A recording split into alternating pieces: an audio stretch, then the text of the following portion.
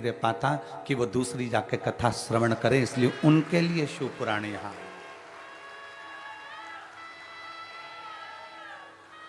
ये कथा उनके लिए आई है जो अपने गांव से बाहर निकलना, जिन्होंने कभी ट्रेन का साधन नहीं देखा, जिन्होंने कभी कोई बड़े शहर में जाने से भी भय लगता है, ये कथा उनके लिए आई है। और जितने टीवी चैनल के माध्यम से कथा सुन रहे हैं, जितने आस्था चैनल के माध्यम से कथा सुन रहे हैं, आप ये मानकर चलो इस कथा के यजमान आप सब हैं और पूरा ये धमतरी क्षेत्र है। केवल एक यजमान नहीं, इसके आप सब यजमान। इसलिए भाव से, दिल से कथा का तत्व ग्रहण करिए। पितृपक्ष को हम समझें।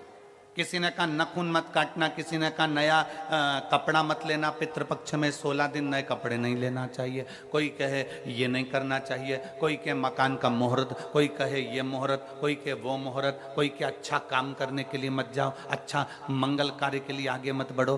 शिव महापुराण की कथा कहती है कि पितृ बुरे नहीं होते हैं,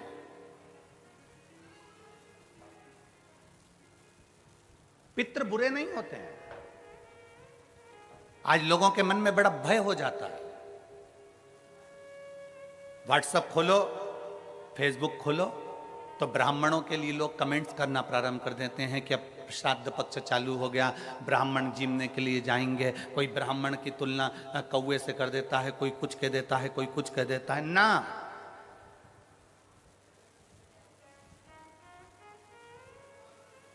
गायत्री करने वाला ब्राह्मण, वेद पाठ करने वाला ब्राह्मण, संध्या करने वाला ब्राह्मण की तुलना किसी साधारण से नहीं होती, उसकी तुलना तो स्वयं नारायण और ब्रह्मा से होती है, स्वयं नारायण और ब्रह्मा से होती है।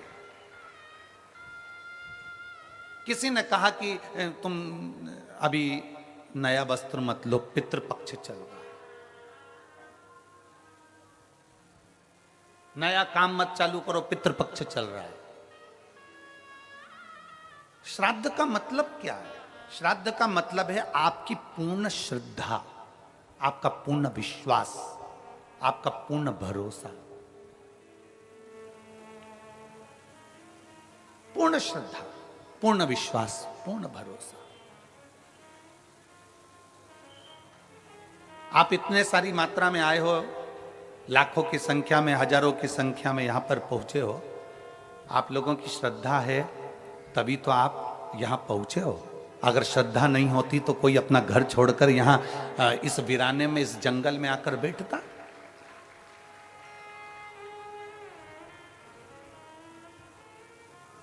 इस वीराने में, इस जंगल में कौन आता?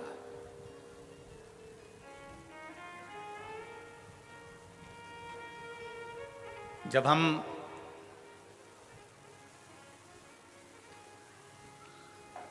कल इस पवित्र भूमि पर आए छत्तीसगढ़ की, और इस कांटा कुणी गांव में के अंतर्गत हम यहाँ पहुँचे। जब हम आ रहे थे तो जंगल का रास्ता था, ना इधर मकान दिख रहे थे ना उधर मकान दिख रहे थे, और हमें जो लेकर गाड़ी चला कर आ रहे थे कृष्ण कन्हैया सारथी, हम उनसे पूछ रहे थे कि गांव है कि नहीं है। हम उनसे बात करते करते आ रहे थे तो हमारे कृष्ण से रथ चलाने वाले से हमने पूछा, हमारे सारथी से हमने पूछा कि गांव है कि नहीं है। कहा गुरुजी है।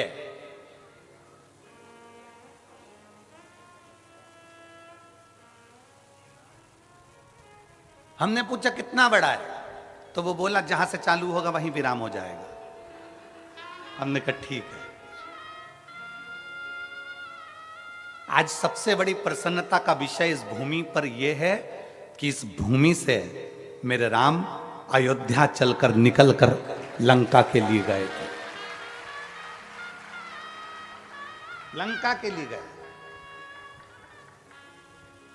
हमसे कई लोगों ने कहा कि आप धमतरी की कहीं हम व्यवस्था कर देते हैं, धमतरी रुक जाओ, पास में ही है, 15 किलोमीटर 16 किलोमीटर दूरी पर है। फिर कोई कांकेर, वहाँ रुक जाओ, वहाँ पर व्यवस्था हो जाएगी, वहाँ रुक जाओ, वहाँ व्यवस्था हो जाएगी। हमने कहा नहीं, हमको तो इसी गांव में रुकना है जिस गांव में मेरे राम जी रुक कर गए थे, जिस गांव से मेरे राम जी निकल कर गए थे, हमें तो वहीं रुकना, हमें वहीं रुकना।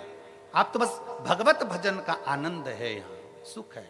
हमें इस मार्ग से जो भक्ति है वो जनमानस तक भेजना है। और ये कथा जो वनवासियों के बीच में आई है, ये कथा जो जनमानस के बीच में आई है, उसका एक आनंद हो।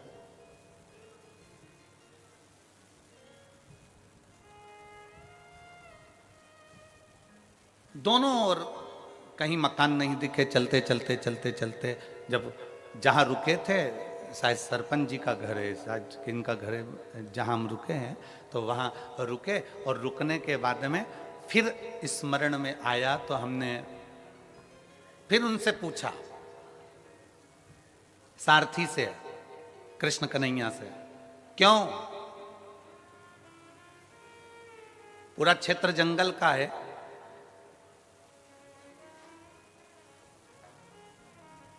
पंडाल में शिव भक्त पहुंचे कि नहीं पहुंचे? अरे गुरुजी, वो तो 3 दिन पहले से ही पहुंच गए थे, तो 3 दिन पहले से ही पहुंच गए।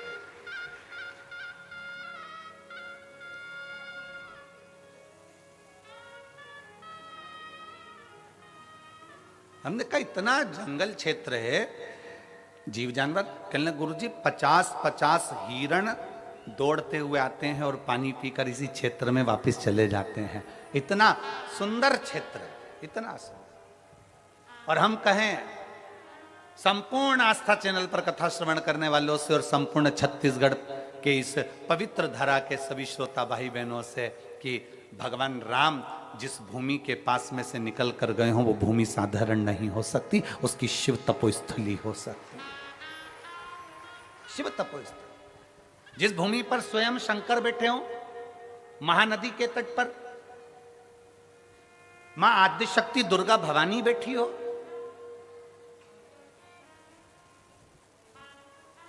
वो भूमि साधारण नहीं। एक विश्वास के साथ कथा सुनो।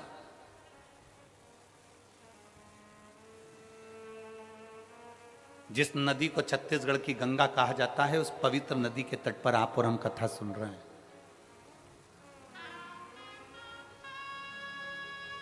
एक मन में विश्वास रखकर, श्रद्धा। श्राद्ध का मतलब पितर आपका बुरा करेंगे, यह श्राद्ध का मतलब नहीं है। पितर आपका बुरा करेंगे, यह श्राद्ध का मतलब नहीं है। पितर आपको श्राप देंगे, यह श्राद्ध का मतलब नहीं है। यह पितृपक्ष का मतलब नहीं है। नया कपड़ा मत लो, ये मत करो, वो मत करो, मुहूर्त मत करो, नए मकान की बात मत करो, संबंध की बात मत करो, शादी की बात मत करो, पितृपक्ष चल रहा है, श्राद्ध चल रहा है। लोगों ने भय पैदा कर दिया पितृपक्ष का, श्राद्ध पक्ष का। पर यदि कूर्म पुराण को पढ़ा जाए, यदि देवी भागवत को पढ़ा जाए, यदि लिंग पुराण को पढ़ा जाए, यदि शिव महापुराण को पढ़ा जाए, तो हमारा शास्त्र कहता है कि पितृपक्ष से सुंदर कोई पक्ष नहीं हो सकता, जिसमें पितरों का भी आशीर्वाद देवताओं के साथ मिलता है। जिसमें देवता का तो आशीर्वाद मिलता ही है, पर देवताओं के साथ में पितरों का भी आशीर्वाद हमको प्राप्त होता है, पितरों का भी आशीर्वाद।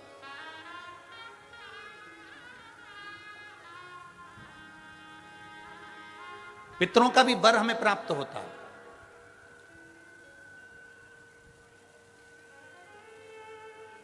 पितरों का भी आशीर्वाद हमें प्राप्त होता है। तो कौन कह दे कि ये पितृपक्ष बेकार होता है, ये श्राद्ध पक्ष बेकार होता है?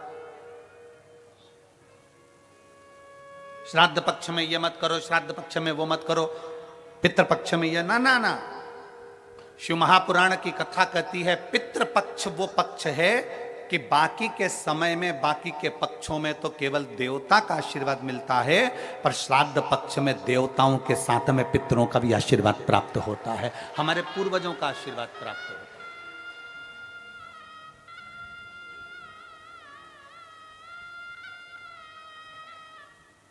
श्राद्ध का मतलब है श्रद्धा। आपकी श्रद्धा कितनी है? कितने लोग हैं यहां पर जो बैठे हैं जो शंकर जी के मंदिर में एक लोटा जल चढ़ाते? जरा हाथ उठाओ। सब चढ़ाते हो? रख लो, वापिस रखो, वापिस रखो। और कितने लोग हैं जिन्होंने अपनी अड़ोसन, पड़ोसन और पीछे वाली धड़ोसन, इन सबसे कहा कि एक लोटा जल चढ़ाया करो? वो हाथ उठाओ जरा, उठाओ जरा हाथ। हाँ ठीक है, रखो रखो। आप लोगों ने कभी तो कहा होगा अपनी पड़ोसन को, अपनी अड़ोसन को और पीछे वाली धड़ोसन को कि शिव मंदिर जाया करो, शंकर को एक लोटा जल चढ़ाया करो, शिव स्तुति करा करो, शंकर का स्मरण करा करो, शंकर की भक्ति करा करो, सारी समस्या का हल। जरा जम के बोलो, सारी समस्या का हल बोल बम का नारा है। आपने अपनी पड़ोसन से कहा होगा मंदिर जाया करो, इससे कहा मंदिर जाया करो, पीछे वाली से कहा मंदिर जाया करो। क्यों? किस लिए? तुम्हारी पड़ोसन के मंदिर जाने से सीहोर वाले महाराज का कोई फल है क्या? तुम्हारी पड़ोसन के मंदिर जाने से सीहोर वाले महाराज को कुछ मिलने वाला है क्या? तुम्हारे मंदिर जाने से या तुम्हारी पड़ोसन के मंदिर जाने से या पीछे वाली धड़ोसन के मंदिर जाने से सीहोर वाले महाराज को कुछ मिलेगा क्या? तुम्हारी पड़ोसन के मंदिर जाने से किसी को कुछ नहीं मिलेगा, पर तुम्हारी पड़ोसन के मंदिर जाने से तुम्हें जरूर प्राप्त होगा। क्या? वो मार्ग बताने से परमात्मा का दरवाजा प्राप्त हो जाता है, मंजिल प्राप्त हो जाता है। एक कथा आती है एक बड़ी सुंदर सा कि एक वकील साहब थे।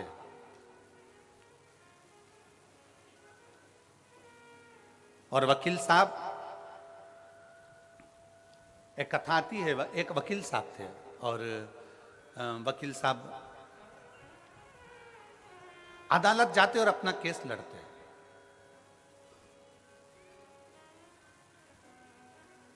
एक गांव का व्यक्ति शहर में आया, अपने लड़के का पता पूछ रहा। और गांव का व्यक्ति शहर में आया और अपने लड़के का पता पूछ रहा। लड़के का पता पूछा वकील साहब। वकील साहब को वो पहचानता नहीं है।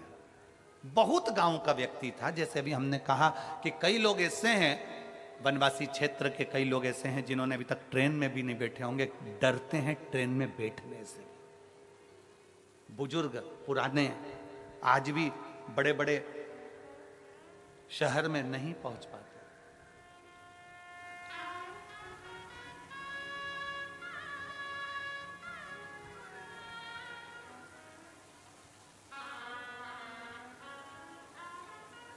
गांव का व्यक्ति था और गांव का व्यक्ति, बुजुर्ग व्यक्ति शहर में आया। वकील साहब केस लड़ रहे थे और केस हार गए। हार कर बाहर खड़े थे अदालत के बाहर।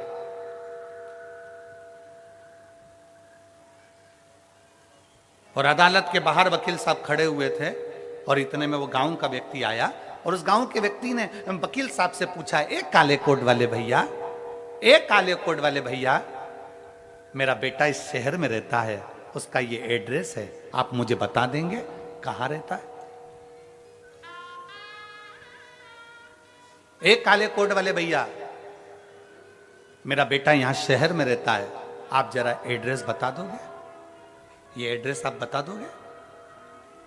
वकील साहब ने उस गांव के व्यक्ति से बात नहीं करी और उसको कहा, भाग यहां से, चल भाग यहां से।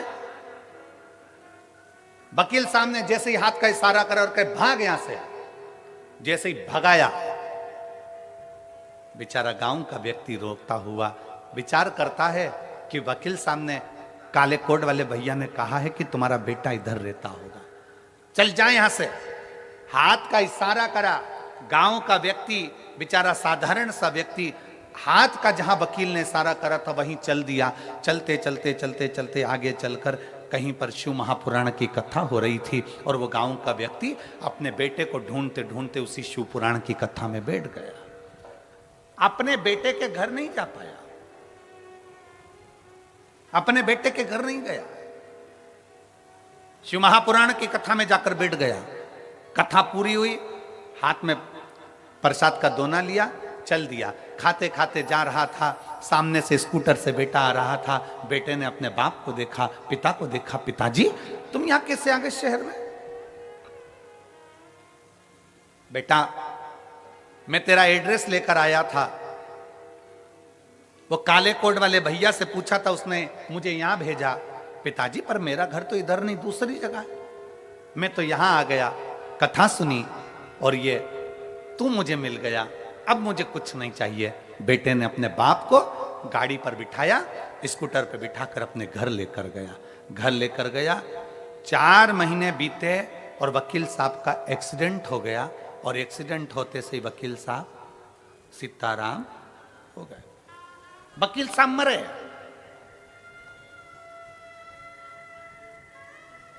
ऊपर गए, धर्मराज ने कहा कौन आया है? कि ये आया है काला कोट। वकील साहब सामने खड़े थे, सामने खड़े थे।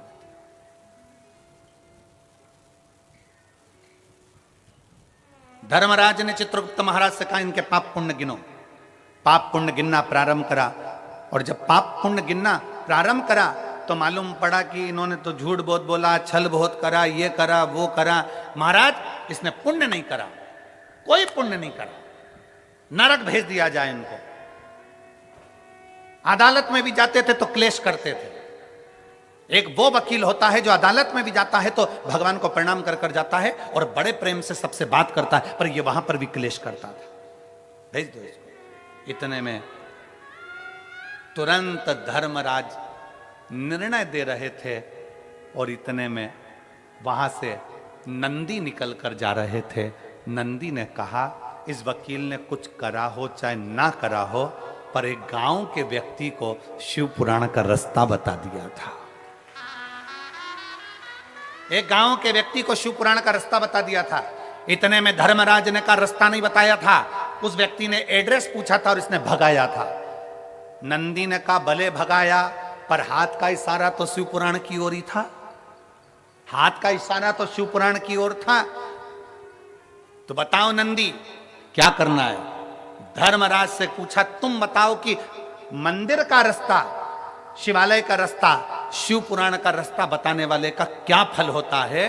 तो इतने में धर्मराज ने कहा उसको भी बैकुंठ का रास्ता बता दिया जाता है, इसलिए इसको भी बैकुंठ का रास्ता बता दो, इसको भी बैकुंठ का रास्ता बता दो। वकील की आंख से आंसू बहने लगा कि मैंने जिंदगी में कोई अच्छा कर्म नहीं करा, पर एक कर्म, और वो भी मैंने अनायास करा। मैंने एक कर्म करा और वो भी अनायास करा, अनायास।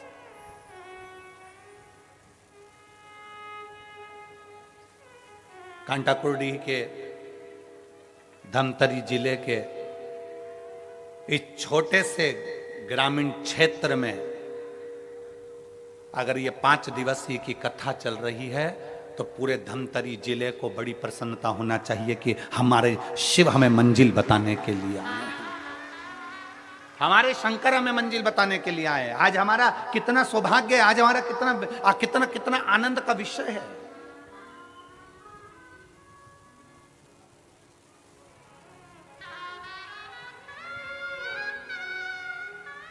और ये शिव कृपा से हुआ। कोई आपसे पूछे साहब शिव महापुराण की कथा कहां हो रही है, आप नहीं भी गए हो ना, तो आप अपने मुख से और अपने हाथ का इशारा कर कर बता सकते हो कि वहां कथा हो रही है, चले जाओ। आपके रिश्तेदार पूछे क्यों जी जी हमने सुना है कि तेरे पास में कथा हो रही है, हाँ आ जाओ। कितनी दूर है तेरे यहां से? 10 किलोमीटर दूर है, आओ तो सही, हम आपको लेकर चलेंगे। आओ पहुंचो। एक मंजिल बता दी, एक स्थान बता दिया। शिव महापुराण करती क्या है? शिव पुराण का काम केवल एक मंजिल तक पहुंचाना है। शिव पुराण कहती है आप अपना कर्म करो, अपनी मेहनत करो, लगनता से करो। जिस काम को कर रहे हो उसमें इतनी मेहनत करना, इतनी मेहनत करना, इतनी मेहनत करना कि अभी तक मेहनत करते आए उससे 4 गुनी ज्यादा मेहनत करना। जब 4 गुनी ज्यादा मेहनत करोगे तो शंकर सफलता देगा ही। शिवपुराण ये नहीं कहती कि आप अपने घर में बैठ जाओ। शिवपुराण ये नहीं कहती कि आप अपना एक स्थान पकड़कर बैठ जाओ। शिवपुराण तो यहां तक कहती है कि तीर्थ में भी जाकर मत बैठो। शिव महापुराण की कथा कहती है किसी नदी के तट पर जाकर मत बैठो। शिव पुराण की कथा कहती है कि शंकर के शिवालय में जाकर मत बैठो। आप तो अगर तीर्थ गए हो तो वहां से लौट कर आइए, नदी के किनारे तक गए हो लौट कर आइए, किसी शिवालय तक गए हो लौट कर आइए। शिव महापुराण की कथा कहती है कि आप अपनी लगनता, अपनी मेहनत, अपना कर्म इतना प्रबल करो, इतना मेहनत करो कि उस मेहनत का फल आपको मिले। एक पत्र है,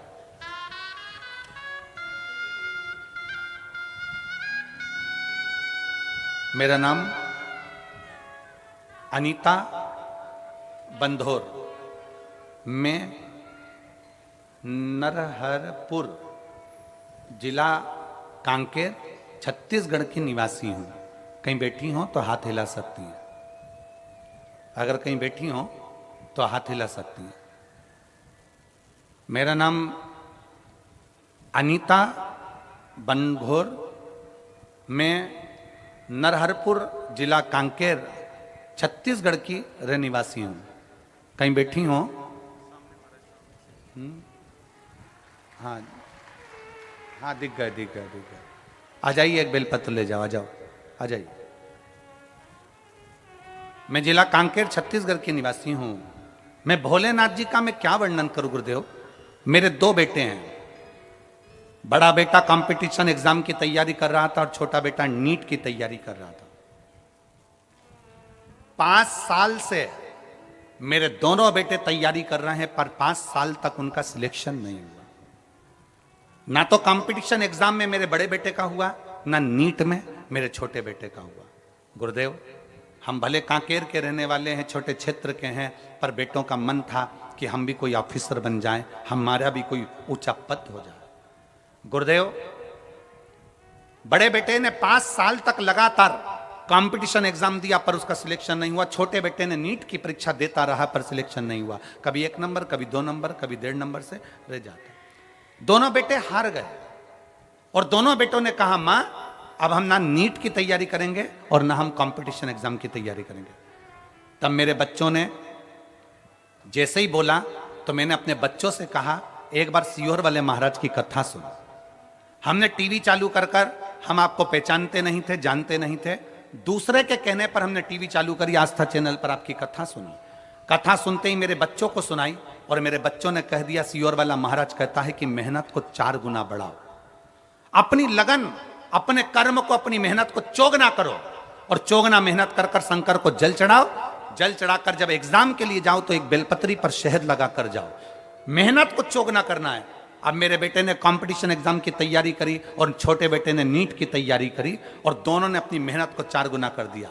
मैं और मेरे दोनों बेटे, हम तीनों शंकर जी के मंदिर में 1 लोटा जल चढ़ाने के लिए जाने लगे और रोज जल चढ़ाने जाते।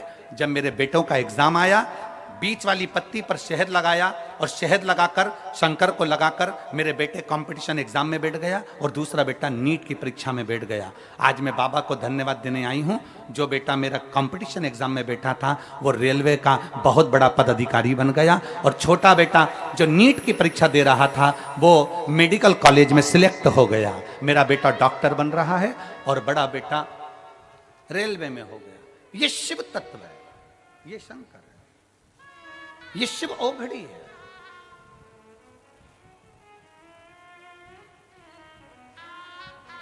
शिव ओघड़ी है। अनीता बनघोर, जिनका नाम बोला जाए वही आए। अनीता बनघोर नरहारपुर जिला कांकेर छत्तीसगढ़ की हैं। तो बड़े ये एक स्मरण हमारे भीतर रहे कि हमारी मेहनत, हमारी लगन, हमारा परिश्रम 4 गुना होना चाहिए। और मैंने तेरे ही भरोसे बाबा, तेरे ही भरोसे हवा बिच उड़ती जावांगी बाबा, डोर हत्तो छड़ी मैं कटी जावांगी। भोले मैं तेरी पतंग, शंभो मैं तेरी पतंग, हवा बिच उड़ती जावांगी, बाबा डोर हत्तो छड़ी ना मैं कटी। एक लाइन इन्होंने बहुत अच्छी लिखी है, आप और हम दोनों मिलकर गुनगुनाते हैं कि मुझे भोले बाबा ने बहुत दे दिया है, तेरा शुक्रिया है, तेरा शुक्रिया, तेरा शुक्रिया, तेरा शुक्रिया। छोटा बेटा गवर्नमेंट मेडिकल कॉलेज राजनंद गांव में MBBS कर रहा है, डॉक्टरी की पढ़ाई कर रहा है। छोटा रेलवे में बड़ा रेलवे में सिलेक्ट हो गया। इसमें सियोर वाले महाराज ने कुछ नहीं किया। आप ब्रह्म में मत पढ़ना कि सियोर वाले महाराज ने किया, इसमें आपकी मेहनत ने करा, आपकी लगन ने करा, आपके कर्म ने करा, और कर्म के साथ आपने जो शंकर भगवान पर भरोसा करा, शिव ने हाथ पकड़कर पार लगा दिया। कोई लेट बनता है, कोई जल्दी बनता है, शंकर को जल चढ़ाने वाला एक दिन सेठ जरूर बनता है। थोड़ा समय लग सकता है, थोड़ा संघर्ष का समय होगा, कटेगा। थोड़ा मेहनत का समय होगा, कटेगा। अपनी मेहनत को 4 गुना बढ़ाओ, अपने संघर्ष को, अपने कर्म को, अपनी लगनता को 4 गुना बढ़ाओ।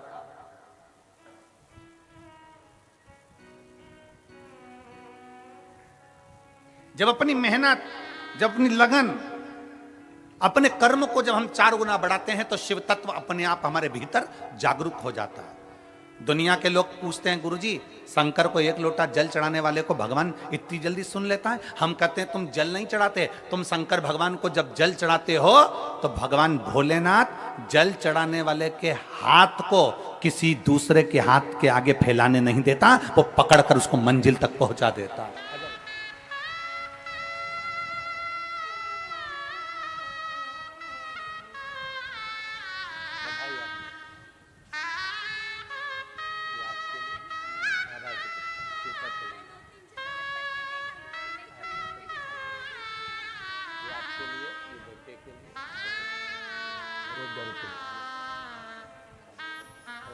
बधाई आपको, बहुत बहुत बधाई। शिव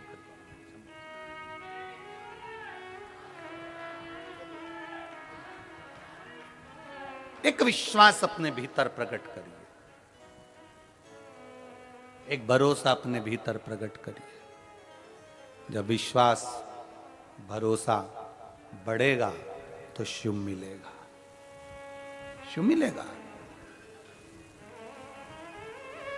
जिन हाथों से आप शंकर भगवान को 1 लोटा जल चढ़ा रहे हो ना, मेरा भोले बाबा इन हाथों को दूसरे के आगे फैलाने नहीं देगा। मेरा भोले बाबा इन हाथों को ऐसा पकड़कर मंजिल तक पहुंचाएगा कि दूसरी बार सोच नहीं पाओगे कि बाबा ने कहां पहुंचा दिया, बाबा ने कहां पहुंचाया।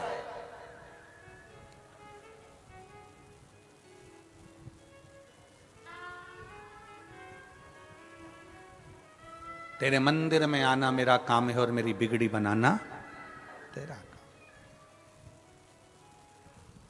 मैं आ तो गया हूं मगर जानता हूं कि तेरे दल पर आने के काबिल नहीं। कितना हम करते हैं, कितना।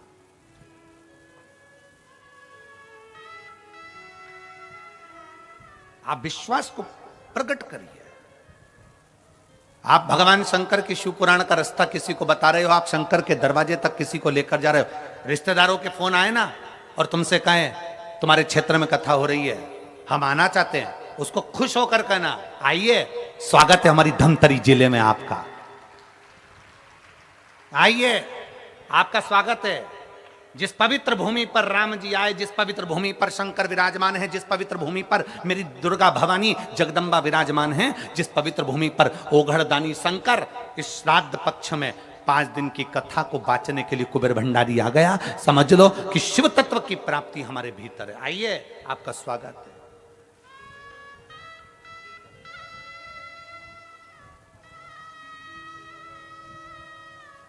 कांटा कुर्डीही में ये शिव भक्त बार बार नहीं आएंगे। बोलो आएंगे क्या? अरे बोलो तो जम के, आएंगे नहीं। इस छोटे से गांव में अगर इतने शिव भक्त आए हैं तो आपको सेवा का मौका मिला है। पूरे धमतरी वालों को 14-15 किलोमीटर दूर रहने वाले जितने जितने आसपास के शहर हैं उनको मौका मिला है कि इनकी सेवा करो।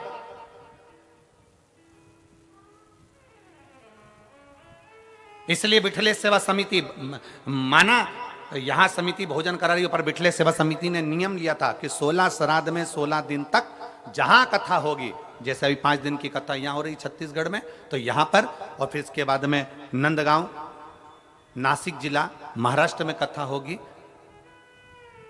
26 तारीख से, तो उसमें भी ऐसे पूरे श्राद्ध पक्ष में बिठले सेवा समिति कुबेरेश्वर धाम भी अपना भंडारा चला रहा है, जिससे लोगों का मुख झूठा हो सके, जो आया है उसको तृप्ति हो सके, उसको तृप्ति हो सके।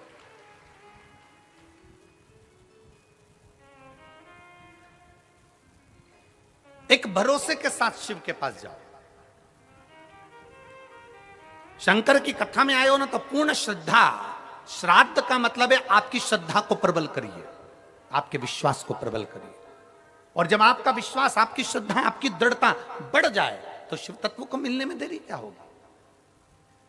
क्या देरी शंकर को मिलने में? एक पत्र देखिए,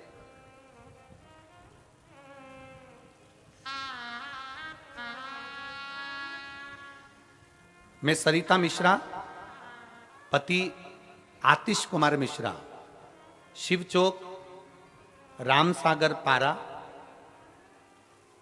धमतरी, छत्तीसगढ़ की रहने वाली हूं। कहीं बैठी हैं? बच्चा आया है के साथ में? लिया उसको, लिया अजय। गुरुदेव, डॉक्टरों के हिसाब से संतान का सुख नहीं था मुझे। 1 वर्ष, 2 वर्ष, 3 वर्ष, 4 वर्ष, 5 वर्ष, 6-7 साल संतान के लिए मैंने इंतजार करा। 8 वर्ष निकल गए गुरुदेव, संतान का सुख। ऐसा कोई डॉक्टर नहीं जिसके पास जाकर हमने इलाज ना करवाया। बड़े बड़े शहर में जाकर हमने इलाज करवाया पर संतान का सुख नहीं आया। तब मेरे भाई की बहू ने मुझे कहा, मेरे भाई की बहू ने मुझसे कहा कि आप बुआ एक काम करो, आप सोमवार की अष्टमी के दिन आंकड़े की जड़ का प्रयोग करना और सफेद आंकड़े की जड़ का प्रयोग करना और पशुपतिनाथ का व्रत प्रारंभ कर देना। गुरुदेव, मैंने 10/1/2022 को जब सोमवार की अष्टमी पड़ी, आप कहते हो कि सारी अष्टमियों में सोमवार की अष्टमी श्रेष्ठ होती है, जो बाबा से मांगा जाता है वो बाबा देता है। मैंने 10/1/2022 को जब सोमवार की अष्टमी पड़ी थी तब मैंने बाबा से विनती करी और बाबा से विनय कर कर मैंने सफेद आंकड़े की जड़ को शंकर की मंदिर में जाकर अपनी कमर में बांध लिया। हम पति पत्नी बड़े प्रेम से शंकर भगवान की पूजन करने लगे और बाबा शिव की आराधना करने लगे। विनती करते करते बाबा ने ऐसी कृपा कर दी कि मेरा गर्भ ठहर गया और मेरे 8 साल के बाद बाबा ने पुत्र रत्न की प्राप्ति हुई। मैं बाबा को धन्यवाद देती हूँ। डॉक्टर भी आश्चर्य करते हैं कि तुम्हारे यहाँ संतान नहीं हो सकती, तो संतान का सुख मेरे बाबा ने दिया है। मैं बाबा को यहाँ प्रणाम करने के लिए आई हूँ। एक लाइन अच्छी लिखी है, आप और हम गुनगुनाते हैं कि खाली ना जाता कोई दर से तुम्हारे, खाली ना जाता कोई दर से तुम्हारे, मैं भी खड़ी हूँ नन्ही बाहें पसारे, अपने हृदय से लगा लो राजा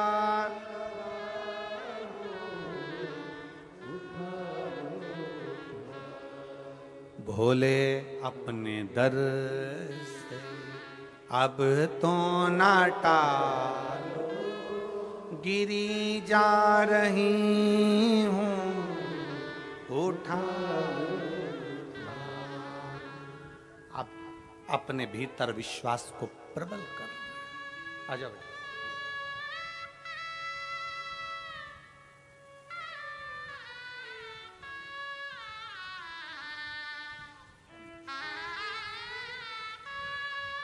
बधाई हो। प्रणाम करो, प्रणाम करो, बाबा को प्रणाम करो। हर हर महादेव। एकादशी के दिन हुआ है शंभू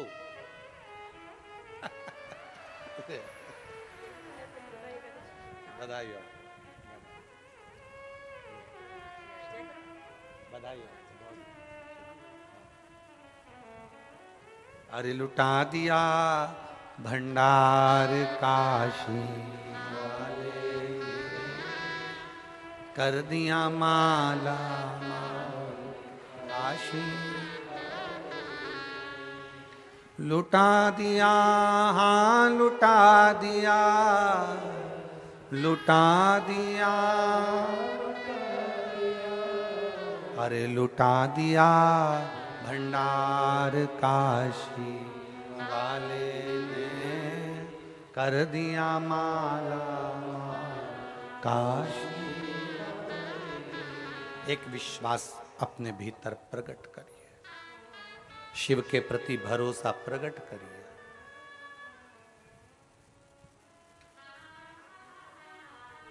पितृपक्ष श्राद्ध का समय गलत समय नहीं है। कोई काम आपको शुरू करना है तो पितृपक्ष में शुरू कर सकते हो। उसमें देवता और पितर दोनों का वर रहता है, दोनों का वर।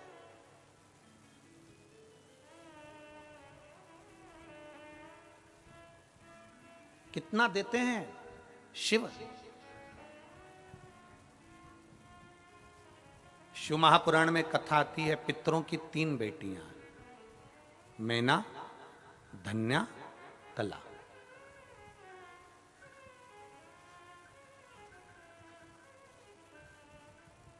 मैना के सुंदर आनंद में पार्वती जी है,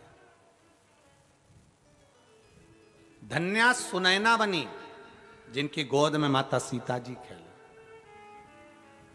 कला कीर्ति बनी जिनकी गोद में राधा जी खेली। पितरों की 3 बेटी। अब पितरों की 3 बेटियों के 3 देवियां हैं। पहले नंबर पर कौन है? पार्वती जी। दूसरे नंबर पर कौन है? सीता जी। और तीसरे नंबर पर कौन है? जम के बोलो जरा, राधा जी। ये पितरों की बेटियां हैं।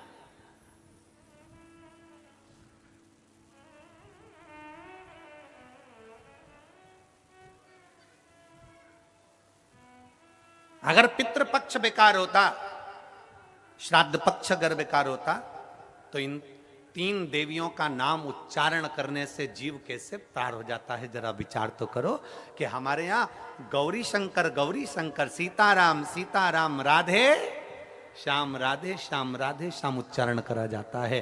राधा का नाम स्मरण किया, सीता का नाम स्मरण किया, पार्वती जी के नाम का स्मरण किया, पार्वती जी के नाम का स्मरण किया। कैसे पार उतर सकता है? बस पितृपक्ष में एक काम चालू करो। पितृपक्ष में बन सके गौ माता को रोटी दो, पितृपक्ष में बन सके गौ माता को जल दो, पितृपक्ष में बन सके तो भूखे को भोजन कराओ, प्यासे को पानी पिलाओ। पितृपक्ष में बन सके, तुम्हें किसी ने कह दिया, कोई विद्वान ने तुम्हें बता दिया कि तुम्हारे पितृ दोष है, तुम्हारे घर में काल सर्प दोष है, तुम्हारे घर में ऐसा दोष है, तो एक काम चालू करो, 16 दिन श्राद्ध के एक चावल का दाना देवाधिदेव महादेव के शिवलिंग पर समर्पित करो, दूसरा चावल का दाना अशोक सुंदरी की जगह पर समर्पित करो और एक लोटा जल पहले अशोक सुंदरी वाली जगह पर थोड़ा सा चढ़ाओ, उसके बाद शंकर भगवान को उस जल को अर्पित करो, अपना गोत्र बोलकर अपने पितरों का स्मरण कर कर आपका पितृदोष अपने आप शांत हो जाएगा, दोष मिट जाएगा, आपका पितृदोष शांत, आपका दोष समाप्त।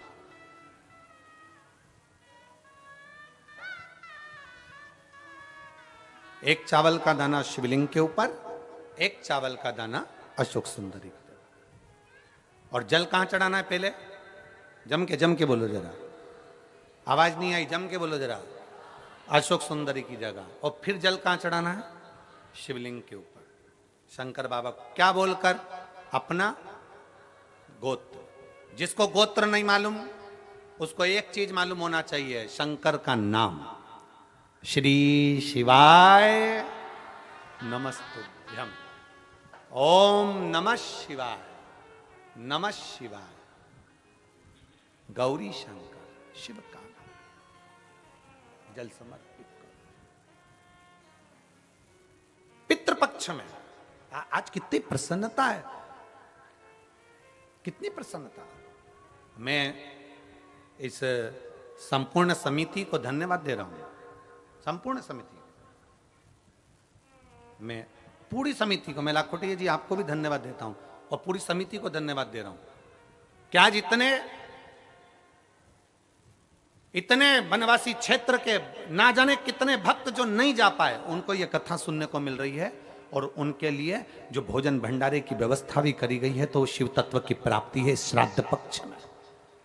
और आज हमारी विठलेश सेवा समिति कुबेरेश्वर धाम भी आज आनंद का विषय जानता है कि ये भोजन भंडारा, थोड़ा बहुत भंडारे का क्रम जो चलवा रहे हैं 5 दिन तक, उसका एक आनंद है। और आप सब जितना आस्था चैनल पर श्रवण कर रहे हो, आपको धन्यवाद है जो आपका सहयोग इस कथा के अंतर्गत मिल रहा है। सबको साधुवाद।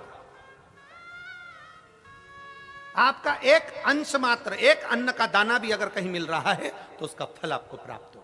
और किस क्षेत्र के लिए दे रहे हो, कहां दे रहे हो, जरा विचार करिएगा। एक विश्वास के साथ करो, भजन के साथ, आनंद भरोसे के साथ करिए।